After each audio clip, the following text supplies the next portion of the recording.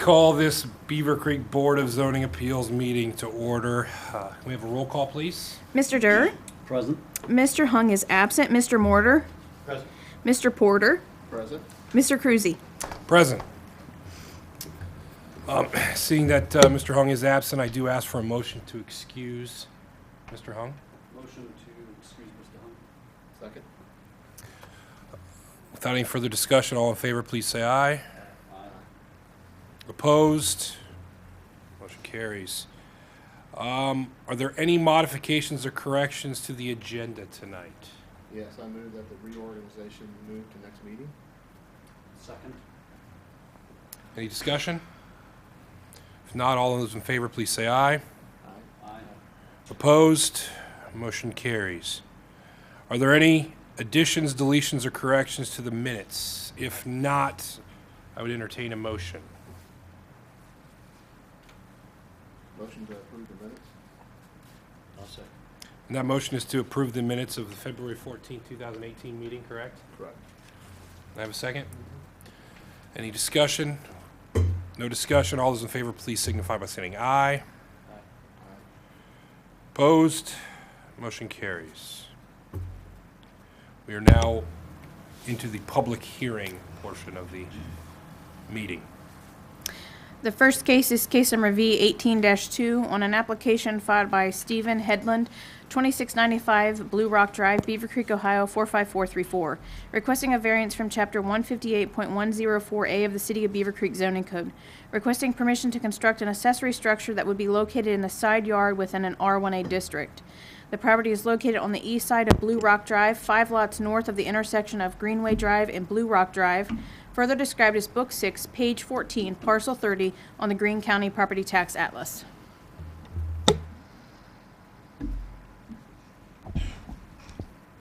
Ready for a staff report? Yes. Good evening, Mr. Chairman, members of the Board of Zoning Appeals. Normally, the applicant would give a brief presentation first. However, the applicant is not here.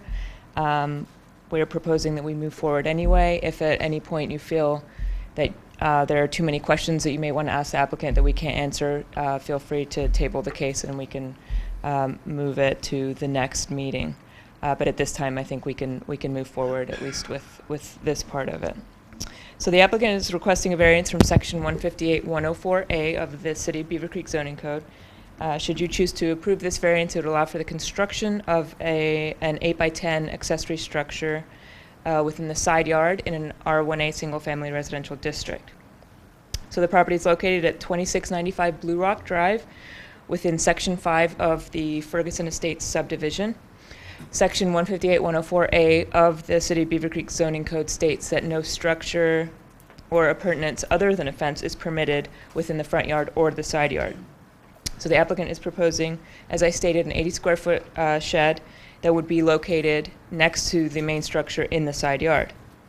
So in this specific case, the lot is pie-shaped. It's not a corner lot, so it's generally has the same yards as any other lot. However, because of the positioning of the house on the lot and the shape of it, it does create some issues.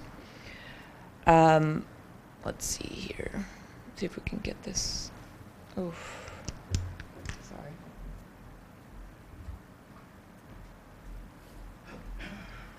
Okay. So the red line shows the area that delineates the front yard from the rear yard. So everything behind that red line is where a shed would normally be permitted. The applicant is proposing to place the shed right next to the house here. The justification that the applicant is giving is that the property slopes from north downward south, and the entire lot is pretty uneven, and so this area here is the only flat area that would allow for the shed. This here is a deck that comes out this way, and then all of it runs down towards this back corner here.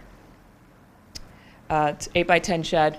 I think it's, he said it was 10 feet tall, next to the house.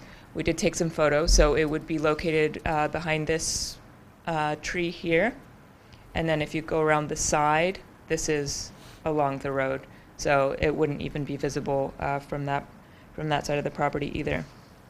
So having that dense row of shrubs and the fact that the shed is pretty small and would not be visible to any of the neighbors, as well as the fact that the parcel is oddly shaped and has some grading issues, staff is recommending approval and finds that the variance request meets the requirements of the City of Beavercreek zoning code, and we recommend approval with the conditions in the attached resolution. And if you have any questions, I can answer them following the public hearing.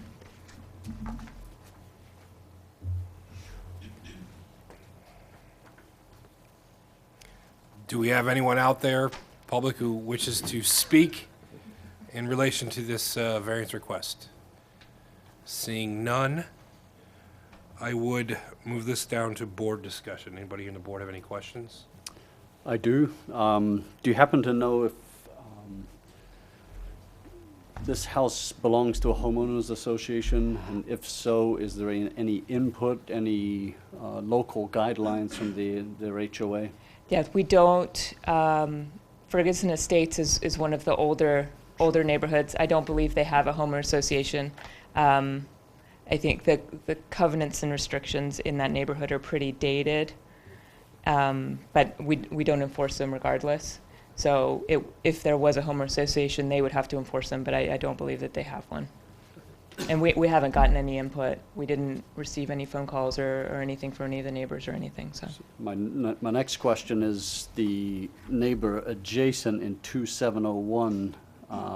So it's just at the bottom one? here. You see there's actually, they have a shed themselves in the very back of the lot. This homeowner could in theory see that shed because if you go to the last slide there, this one here, the hedgerow, the trees actually stop, and so the neighbors could in theory see it. yes. But if there's no opposition here today, then I have no opposition either. Right, yeah, and if it were, I understand what you mean, but yes, we didn't hear anything from that neighbor either. Anyone else? Just one question. Is the shed gonna be located at, it looks like it's gonna be in the center of the side yard. Can it be more towards the? It looks like the shed is going to be at the center of the side yard. Is it gonna be there, or is it gonna be more towards the backyard? He indicated that it would be in that center point, so it would be right in here. So I think he's just trying to find the flattest spot possible. Okay.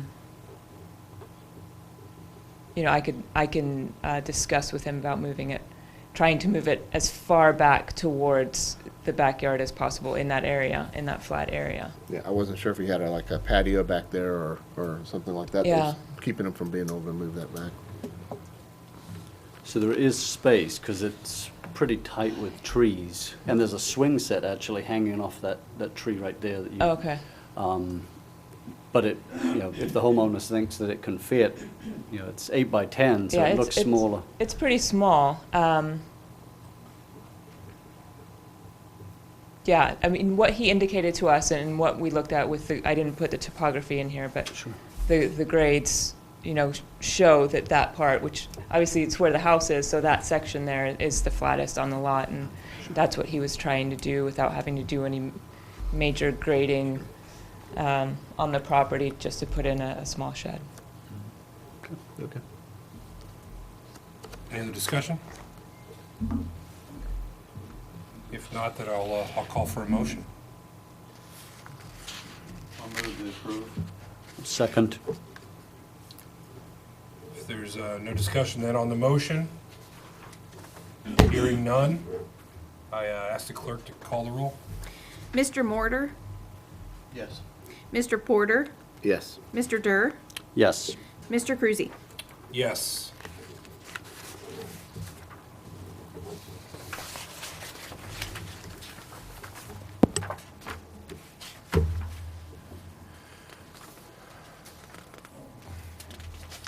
I ask that we move on to the next of the public hearings.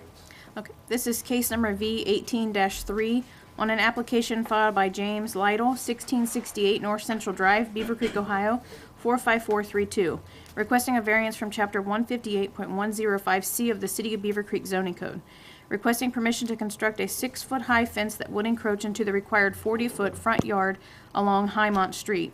The property is located at the southeast corner of the intersection of North Central Drive and Highmont Street, further described as Book 2, page 11, parcel 97 on the Greene County Property Tax Atlas.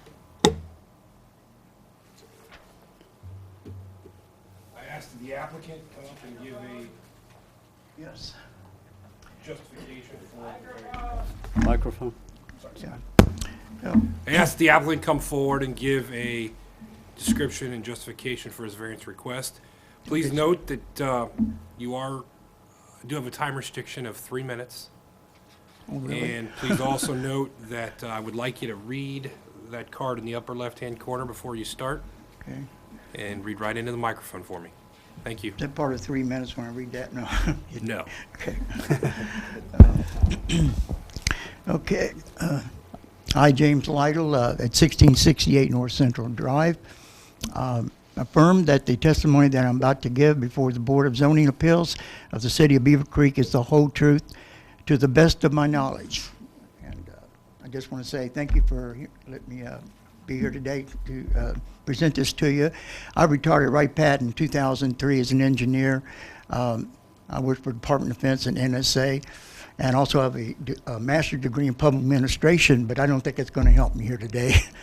I hope it does, but anyway, what I'm trying to do, sir, is as you can see on the diagram, we're only talking about that part that's right there around Highmont. It starts from that shed. You can see my RV in white, and then there's the line, that yellow line going back to the rear of my property. Normally, I guess under the normal rules, it would shift back toward my RV in line with all those buildings.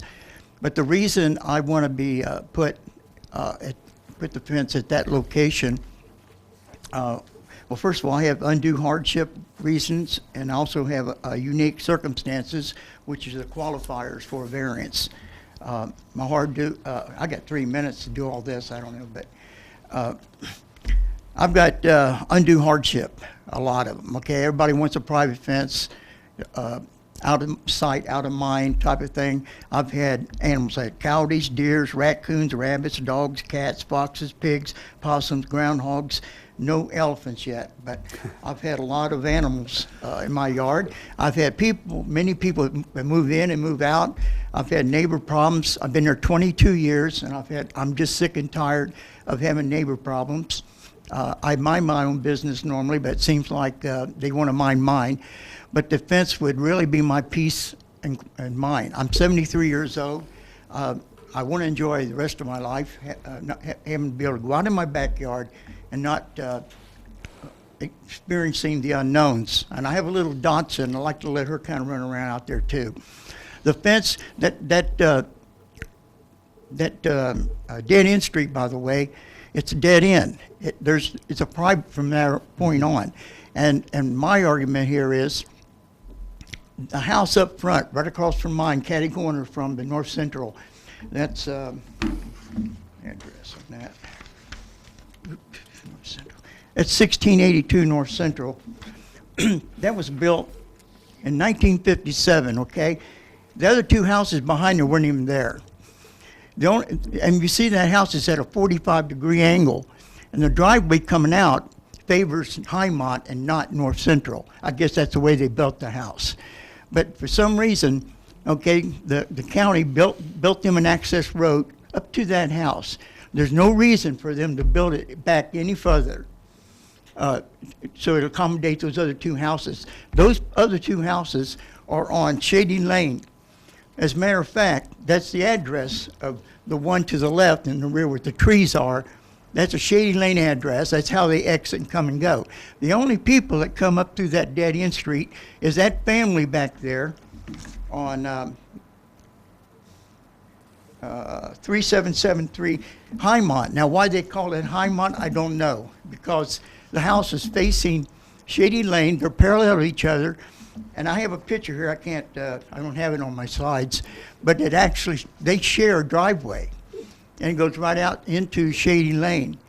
So why they built that private road from that house back there up to join with that other house, it must have happened after 1958, because that's when those two houses were built. So my argument is, right before 1957, there was no dead-end street there. And also, I looked in your regulations of all your, I've looked under lot corners. I've studied about everything. I couldn't find anything that addresses dead-end streets. You're considering my property as two front lawns, two front cross streets. Yes, that would be the case if that was a thoroughfare. You know, if you had traffic moving back and forth in both directions, that's a dead-end street. The only traffic that comes up through there is that one family car every now and then. And the fence, it's going to go back further. They won't even notice it if it starts at that shed there and then goes back. It's not going to interfere with those people with that 45-degree house. They won't even notice it. From the street, I doubt you'll even see it. So we're really just talking about that little section right there, because I can do the whole property, you know, legally, except for that property that we're talking about now, or that section. So all I'm asking is to be able to push that fence out so many feet from that road. I'll be fair about it. And then that gives me my whole backyard to enjoy. And I have the RV back there as well. I have dogs barking at me, and I can't even put that. I only have 3 minutes. It's up. There were dogs attacking me from that corner back there. It came from that rear house, and it ended up in a pretty bad incident. And I got attacked by that dog, and almost every day he would harass me, and it could happen again. And I'm in line of sight. If I had a 42-inch fence, we're in line of sight. I can't. They'll see me, and I'll see them. I just don't want to be able to see anybody. I don't want no dogs to see me. They know I'm there. So I'm really not asking for much. It's just that little section. And if you really look at your regs, there's nothing. It covers a dead-end street with two front yards on a dead-end street. And this is a real dead-end street. Probably one should not even been there. I don't know why those two houses back over there that go to Shady Lane, why they have to come up to Highmont. I have no idea. And that house there across from me, I'm not even interfering with them whatsoever. And I've talked to them. No one seems to have a problem. I guess they'd be here if there was. So I can show you pictures, movies of the barking dog. I have all that. Okay, let's see if I got it here. Okay, that's the corner. The fence would look something like that. I just put that up there as an example. And you can see that stop sign. Now, I don't know where that private lane starts and where the public road starts or begins. Every 10 years, I guess they paved that. They've been going back, and now it's reached that point. I doubt seriously that road was originally back that far. So that needs to be looked at, I guess. That's the distance from my tree. I'm standing at my RV right now, and you can see that house there. It's sort of high up, but with a fence there, that would be perfect. They put garbage in my yard all the time. Stray dogs come up through there. People I don't even know, they use that as a pathway to get from Shady Lane over to North Central. Strangers, and they sometimes walk into my yard. And this has been going on for a long time. So that's, I don't have a picture. If you go down, look down there, you can see where those two houses actually connect. And they put up some bushes to keep them from using it. But it was at one time access to Shady Lane only. I had to put up signs because cars, let me show you. Yeah, they come and park. They think this is a parking lot, and they come there and just park people from anywhere. And this person here, she's running a business. She's from Florida. Now I want to be good neighbors. I don't want to file any charges yet or any complaints just yet. But she's running a child care center, and there are like 15 cars there, sometimes at one time. Parked all over the place, in my yard, blocking that road. And I put those signs up and it's helping. But I want to stay friends with them, so I'm trying to work that problem. But see what the signs are? They just come down and just park right in my yard. And there's some of them right there. That was the other day. There's no one in that Jeep, by the way. They just parked it there. Another one, that's in my yard right there. No, that might be the same one. That's from my RV again. That's where the dog, he came over there and just literally attacked me. I had to beat him off with a broom. That guy right there, day before yesterday, he just sat there for 20 minutes. He backed up and just sat there. I don't want to be in my backyard and have strangers do that. I don't know what, maybe he was there waiting on one of his child there or something, but there's the dog that attacked me a couple years ago. I went to court over that. I don't even go into details, but it turned into an incident. And I'm not going to go to jail for these people that come in my area, my town, or my side of the property. So anyway, they're gone now, by the way, so thank God. Yeah, they're gone now. That was a couple of years ago. I'm just afraid of it happening again. That's, you don't have to hear him bark. He's got a big bark. Let me see. That's pretty much it, I think. And again, I'm looking at it from a undue hardship. I strongly feel I feel that qualification. The unique circumstances, that's unique. And I don't know why those people are using that Highmont Street to exit when there's a street on the other side. They were built a year after that first house was built. So why would they take that lane and run it all the way back? That don't make any sense. So I've been deprived of, it's just sort of the technicality I'm stuck with here. And I'm just asking you, just let me put my fence. I'm only talking a few hundred feet, about not even 100 feet probably, because it would stand out rather than just be parallel to the house. It would stand out, and then it would come up to that shed and then over. Actually, it's going to look nice. Lowe's is going to do it. They're pretty good. Lowe's is going to put the fence up. So, thank you for. Thank you. Give me questions. Did I ask them? Well, there'll be time for questions coming up. Okay. Thank you. Ready for the staff report. Thank you again, Mr. Chairman. The applicant's requesting a variance from section 158-105C of the City of Beavercreek zoning code that, should you choose to approve it, would allow for the construction of a 6-foot fence in the required front yard within an R1A zoning district. Property is located at 1668 North Central Drive at the corner of North Central and Highmont Street. 158-105 of the Beavercreek zoning code states that no fence, wall, or hedge shall rise over 42 inches in height within any required front yard, except when the house is located within the required front yard. Then the fence may be no closer to the road than the house. So the applicant, as he stated, is proposing a 6-foot tall fence with a 0-foot setback along Highmont Street.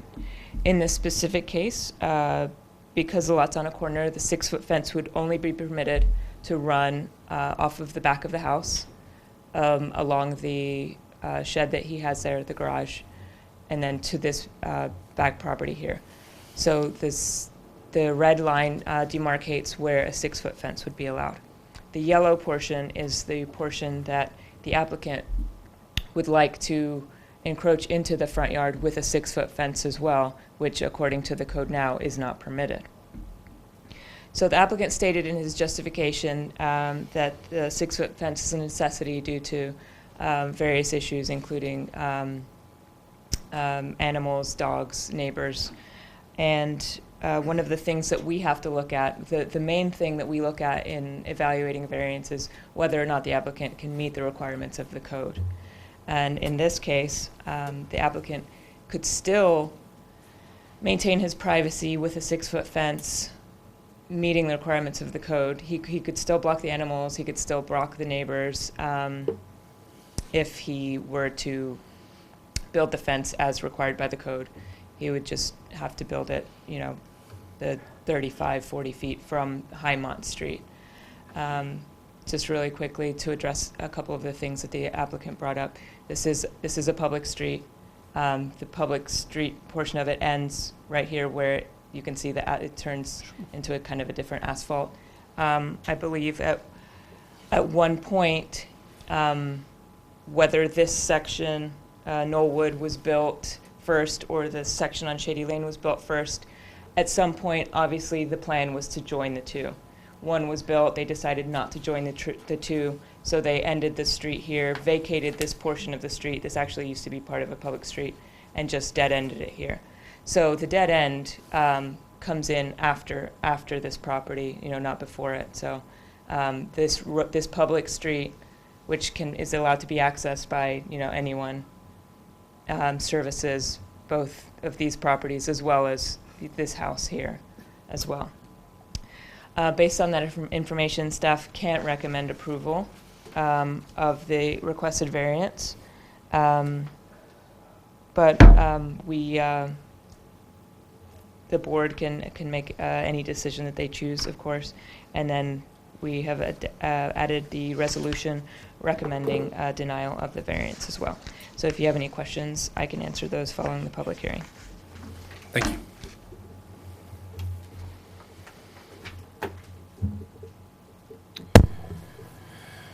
Seeing no one out there in the audience, I will ask if anyone in the audience would like to approach. There is none. I will ask the clerk, though, has there been any written input? Yes, we did receive one letter. All the board members did receive a copy of the letter. It was submitted by the resident who lives at 1660 North Central. She was stating that she is opposed to the variance request. At this, hear what she said. She said, repeat that. I didn't hear you. sure. Clerk, do you mind repeating that? Sure, absolutely.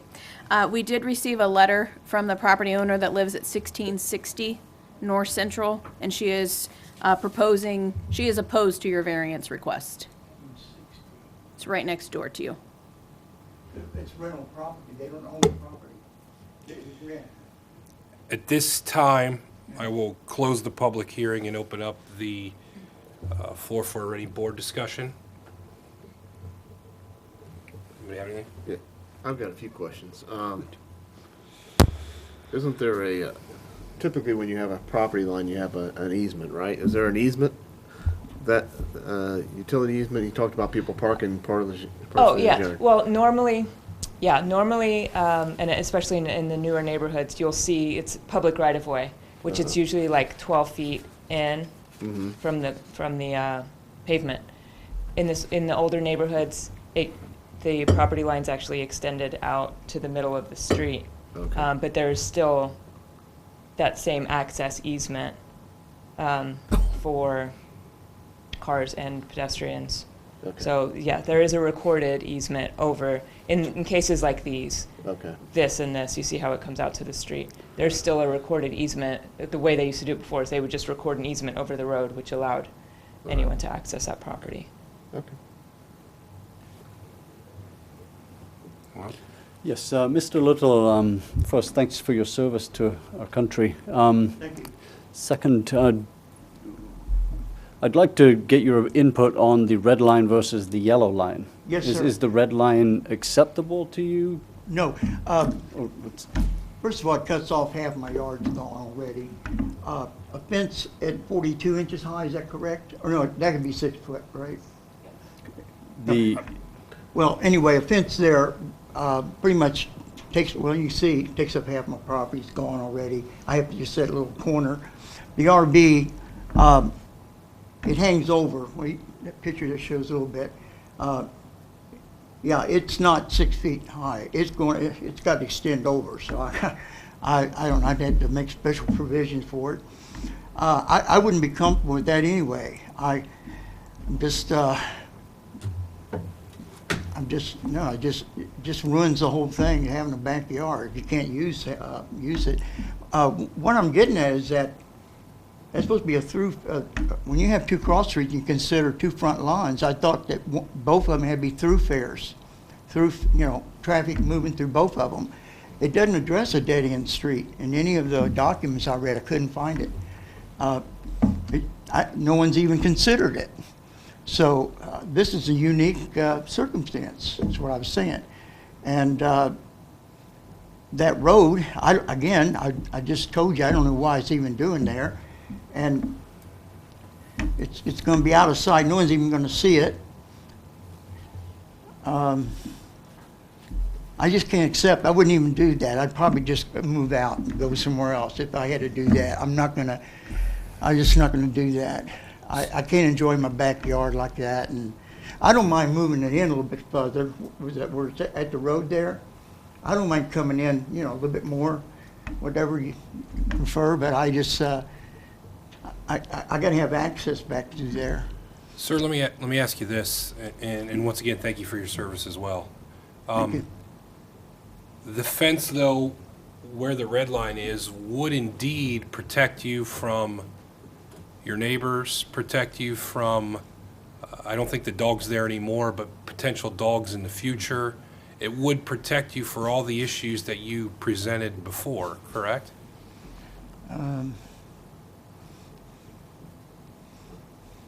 almost have to say yes. I can't say that. It's like putting yourself in a little box. Are you going to be happy in that box? You got a bigger box you want to live in? It's like, is it really worth the trouble? I mean, I'm giving up a lot. That's quite a bit of acreage here I'm giving up. It's mine. I can use it. My dog wants to run around out there. That would be a 6-foot fence, though, right? At that red line, yeah. According to the staff report, I believe so, yes. Yeah, that would be, but still, I mean, it would. When people come walking through my place, I guess they can come up to the fence now. They don't have to come to any further. But I just don't like people stomping on my property. I got cars. Happens every day. I'll go home probably see them parked in my yard. They're all down there, and people just in the neighborhood use it as a parking lot. And they go visit their friends and come back. I got a question. Will the RV still fit if you put that red fence up? The RV's not the issue? Yeah, the RV, because right up against the fence, for one. But it can be moved back, or is there room? No, it can't, because I had to put a concrete slab in there I couldn't let some grass, so it fits exactly. They call it landing gears when you pop it down, and that overextends. So I have to modify that fence at that point, because the RV's, it'll hit the fence. It's right up against it if I did that. But in theory, you could run that fence right up to the edge of the RV, and then start it, if you had to, and start it on the other side of the RV. Is that what you're saying? Well, I'd have a rough time every time I moved out and put it back. I'd have to make sure it's lined and I'd have to have a gate to close that. I couldn't just, so you'd need a gate right there. Seems like to me, like I said, technically speaking, there's something wrong with that picture, with that road being there, and those two houses in the back. I know I'm going back to that again, but that road shouldn't even be there. And I can see it for that house there at a 45-degree angle, but that's further up. So that might be that might be a private property right there. That road you say is government city road. I question that, because every time they paved it, it kept going back further and further. And unless it's on a map somewhere. Because I think that road doesn't go all the way back to that gate. Do you know if that is on a map and is indeed a public road? Yeah, do you have any? Yes, that, on the plat, that is a public street, and Greene County records show the portion from this point on being vacated by the city to private property owners. Do you know what year? that was? I don't know what year it was, but I looked at it today. Because that was in 57, they built the So- first No, house. it wouldn't have been in 57, it would be after that. So the roads that touch his property or adjacent to his property are all public roads? Correct. Thank you. Yeah, because they, before 57, there was nothing there. There was no dead-end street, nothing. And then that house shows up, just that one house there, and then, good God, why did they take the road all the way back to that fence? I mean, that don't make any sense to me, but, Well, sir, I think we're getting away from Yeah, the okay. variance request of a hardship when we're talking about roads being public and not public and all those things. Is there any other questions here by the board? I got one question. So, can you put a 6-foot fence up all the way around except for in the yellow section, put a 42-inch fence? well, that you would be again, it's, within- yeah, the privacy It would is still gone. give you the protection, because the dog would have to jump Well, the yeah, fence. from animals, And correct. then also outline your property so that Yeah. nobody could come onto it, From a, but still keep you in. yeah. in I had a deer in compliance. my yard one time, with 3 babies, and she literally jumped over that fence, standing still. And, but 42-inch fence going up through there.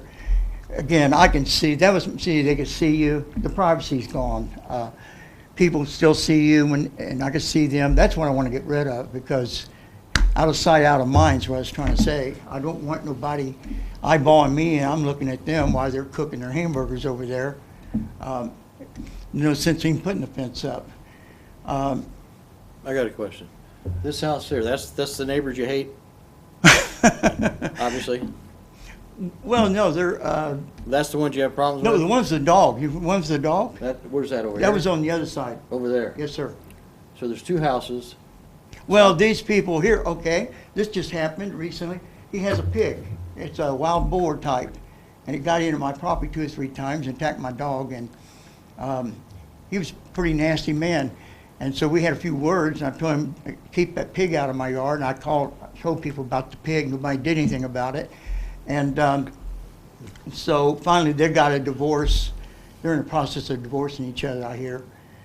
But he was a mean character. And But a 42-inch fence would stop a pig from coming in your Huh? yard. A 42-inch fence would stop a pig coming in your yard, correct? oh, yeah, of course. But And you don't want these people being able to see you, but the 6 foot to that point would block them.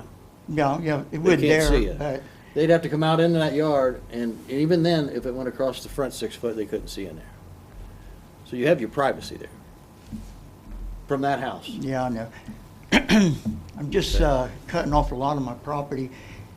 If you were there walking, I looked at this real close, and I kind of imagined what it would be like, and I didn't like it. And I'd probably just sell my house and move. If I can't have it the way I want it, I was going to do this a long time ago, and just people, there's rental property on this side of me, and I can almost touch their house with my hands like this. And I had Hatfield McCoys there living a couple years ago, and tried to put my house up for sale, and their house was falling apart, and so I just yanked my sign out of the yard, gave up. Maybe I should leave. Maybe I should just up and leave.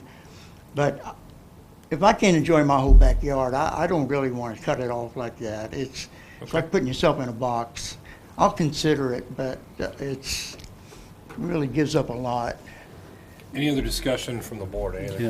questions? Sir, is there a way of doing a 2-fence system where you have a gate along the red line from the RV, and then a 42-inch fence with the yellow line? That's a mechanism where you and your dog can enjoy the entire yard, and when you want to have privacy and get away from neighbors eyeballing you, Or you just can close the gate. then go to the red line. So you could do both. I see what you're saying. You could Yeah, have a put red a line, the red yellow- line and the yellow line, Yeah. but it would have to be at 42 inches. Yeah. And that's a mechanism of improving the parking issue along your road too, Yeah. is if you did both of those. I know it then adds to the cost, but then you could be within the rules of the city and do everything that you've asked. I never thought of that. But It'd have to be a swinging gate, real big one. Yes. Yeah, well, or it could be cut in half, or, there'd be some mechanism where you can enjoy your entire yard, because I have a Yeah. fairly small lot on my house, and I understand, I have sympathy, empathy. But with a two-fence system, you could get everything that you're asking for and still abide by the rules of the city of Beavercreek. Do you have to make your decision today? What I'm asking, could someone take a look at this and look at the codes? Consider that dead-end street that was never written in their provisions? They didn't get, they should have had that as one of the, Sir, now that the public hearing has happened, and then after the discussion by the board, we're going to entertain motions to the proposed resolution yeah. denying it, or a proposed resolution granting it at this time. If there are board members that would want to table it, then that could be discussed.